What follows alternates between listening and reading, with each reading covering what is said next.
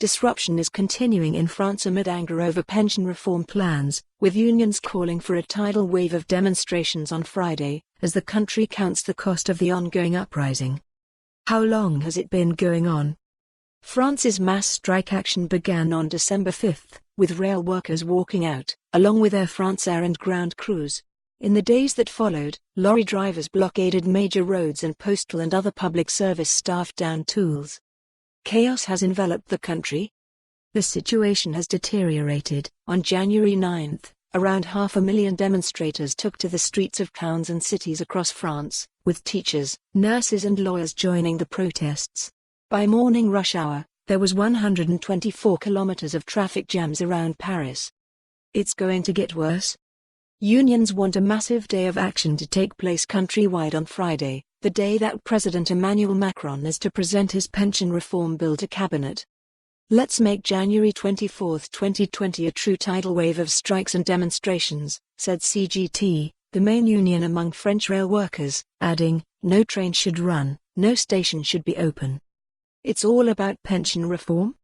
France has a complicated system at present, with 42 different pension schemes for both private and public sector workers, with varying ages for retirement and benefits. Macron wants to create a single, universal points-based pension system for all, but there was major anger over plans to change the official retirement age from 62 to 64. The government has made concessions.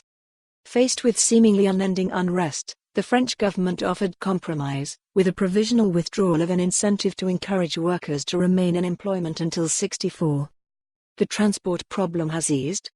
After a weekend that saw protesters block the entrance to the Louvre and force the famous landmark to close briefly, some subway workers ended their walkouts by returning to work on Monday following 46 consecutive days of strikes.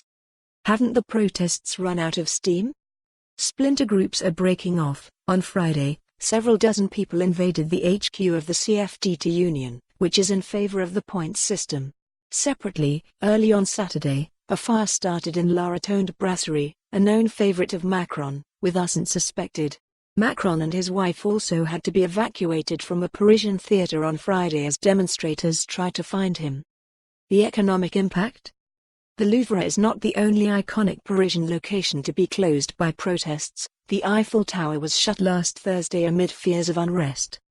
Shops and businesses have lost half of their turnover in some cases since the strikes began. Major French retailers Fnac Darty and Casino said that business has been badly affected by the strikes, especially during the festive season. For more on this story, visit the news article link.